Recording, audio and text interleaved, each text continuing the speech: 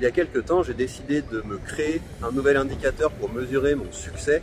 Donc évidemment, je suis toujours attentif à mes revenus, à l'augmentation de mon patrimoine, également à mes performances sur les différents réseaux sociaux.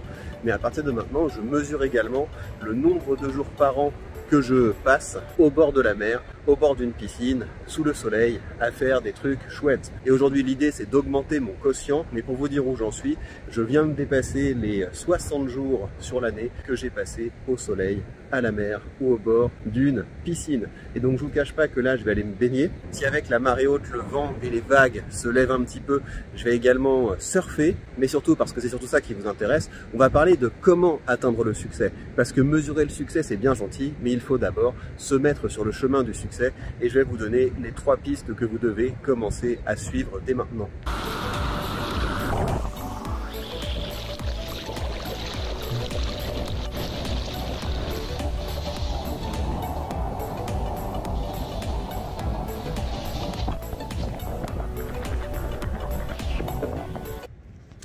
Non, je déconne, c'était pas moi.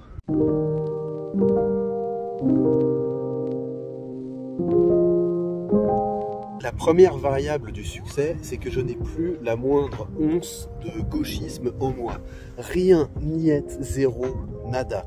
Et ça, si on y pense, c'est un vrai truc parce que ça m'a mis longtemps de tuer complètement le gauchisme en moi. Et si vous voulez, le gauchisme en vous, c'est toutes les fois que vous avez un problème dans la vie, toutes les fois que vous avez une difficulté, que vous sentez que vous êtes bloqué, c'est commencer à vous dire que finalement, c'est pas de votre faute, que c'est la faute du système, que vous n'avez pas eu de chance, que vous n'êtes pas parti avec les mêmes ressources que les autres dans la vie. C'est ça le gauchisme. Le gauchisme, c'est une déresponsabilisation. Et on commence à tuer le gauchiste en nous quand on se dit « je suis responsable de tout ce qui m'arrive ». Donc notez ça dans un coin de votre tête et mettez-le sur le mur où vous avez votre ordinateur quand vous travaillez. « Je suis responsable de tout ce qui m'arrive ». Ça ne veut pas dire que c'est votre faute, ça ne veut pas dire que vous avez fait quelque chose de mal. Parfois, effectivement, on a des coups de malchance, les choses ne se passent pas comme prévu, mais vous en êtes responsable dans le sens où c'est votre problème. Et plus vite vous allez être capable de changer d'état d'esprit et de passer de « oulala, le sort s'acharne sur moi » à « voilà, les problèmes arrive, qu'est-ce que je peux faire maintenant pour améliorer ma condition, pour améliorer ma situation ?» Plus vous passez de temps en mode résolution de problèmes, et mieux ça ira. Donc ça, c'est le premier conseil que je peux vous donner. Et moi, ça m'a beaucoup aidé, notamment quand j'ai fait ma transition du monde universitaire vers le monde de l'entrepreneuriat, parce que au début, quand j'ai commencé à vendre des produits, ça marchait pas bien. Et dans une situation comme ça, on pourrait se dire « oui, mais j'ai travaillé, je mérite d'avoir de l'argent, ce n'est pas juste ». Et je pense qu'il y a beaucoup de gens qui sortent du parcours de l'entrepreneuriat avant d'avoir pu atteindre leur potentiel parce qu'ils repassent en mode gauchiste du type « oui, ceux qui ont réussi, c'est un biais du survivant, tout le monde ne peut pas réussir, le monde est injuste, etc. » Tuez le gauchiste en vous, plus vite vous le ferez et plus tôt vous atteindrez le succès.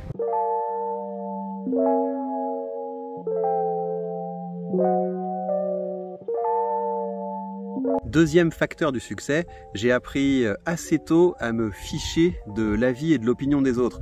En fait, quand je dis assez tôt, c'est assez tôt dans ma carrière parce que, comme tout le monde, j'ai d'abord été très soucieux de ce que pensaient les autres. Vous savez, quand on est encore adolescent, je me souviens de cette période, par exemple, au collège où il fallait absolument avoir les mêmes habits que les autres, absolument avoir les mêmes expressions que les autres. Donc il y a une période dans notre vie où on est vraiment influençable. Je me souviens d'ailleurs d'un petit drame que j'avais eu au collège.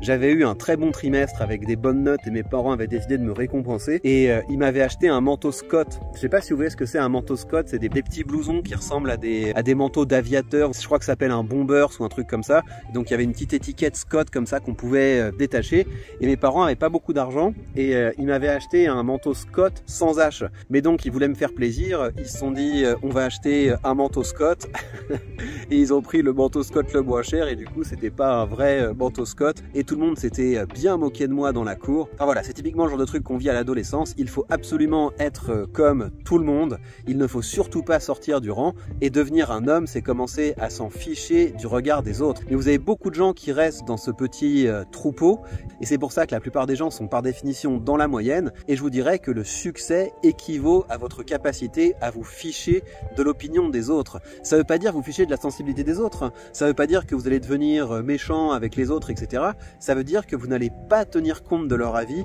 surtout en matière de business. Mais ça va aussi des choix de vie, hein. Moi, mes enfants, j'ai envie qu'ils aient une éducation stricte, j'ai envie de les entraîner très tôt à la performance, j'ai envie de les former très tôt à l'investissement, au capitalisme, etc. Et si vous écoutez la plupart des gens autour de vous, on va vous dire non, mais les enfants, il faut qu'ils grandissent, il faut qu'ils développent leurs rêves, etc.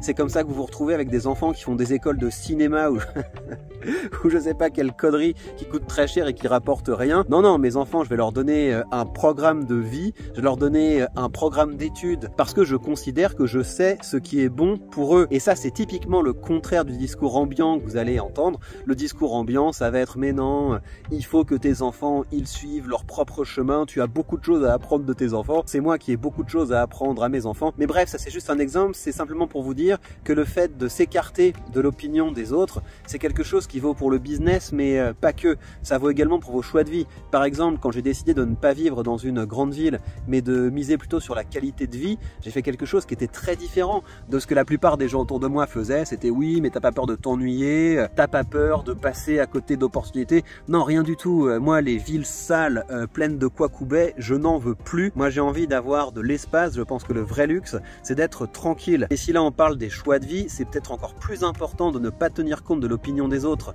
en matière de business. Je peux vous donner plein d'exemples de ça. Quand j'ai lancé ma chaîne YouTube et que j'étais encore à l'université, la réaction des gens autour de moi, c'était « tu vas te donner en spectacle, fais attention, si tu publies des choses sur YouTube, ça va se retourner contre toi ».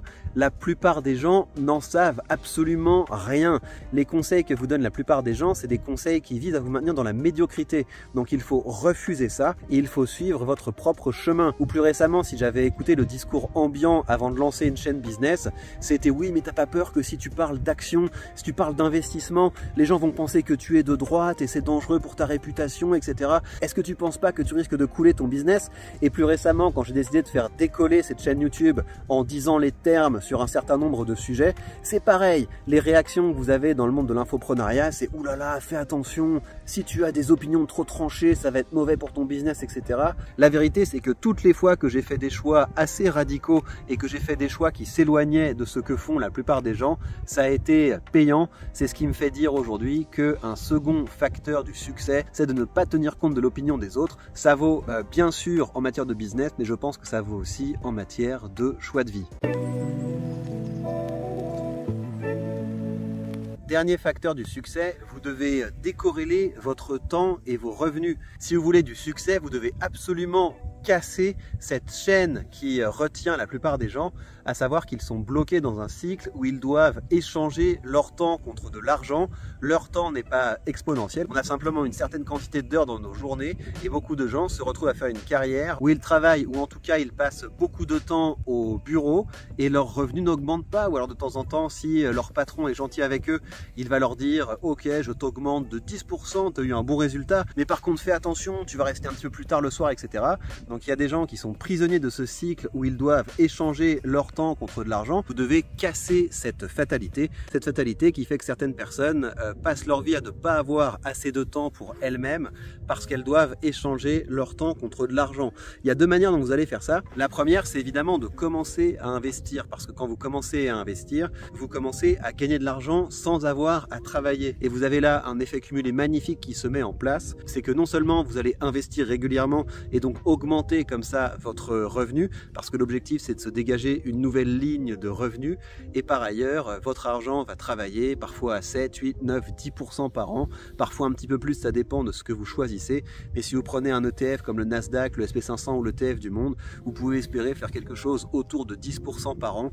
Et si vous investissez régulièrement, bénéficiez des augmentations de capital et que vous bénéficiez des augmentations de dividendes, eh bien vous allez comme ça acheter de la liberté, et ensuite votre argent va acheter de la liberté en mode automatique, ce qui est génial. Et je vous rappelle comme d'habitude que vous avez sous cette vidéo mon lien affilié vers mon courtier de Giro, et grâce à mon lien affilié vous bénéficierez de 100 € de frais de courtage remboursés. Et investir avec un bon courtier, c'est une condition sine qua non pour le succès, alors allez-y. Et puis évidemment l'autre manière dont vous allez décorréler votre temps et vos revenus, c'est en vous créant un side business, notamment un side business basé sur la création de contenu. Une vidéo qui ne fonctionne pas vous demande exactement le même temps qu'une vidéo qui marche, et ça veut dire qu'au début début, une chaîne YouTube comme celle que vous êtes en train de regarder, elle ne me rapportait rien du tout. Elle n'était même pas monétisée en termes de pub YouTube.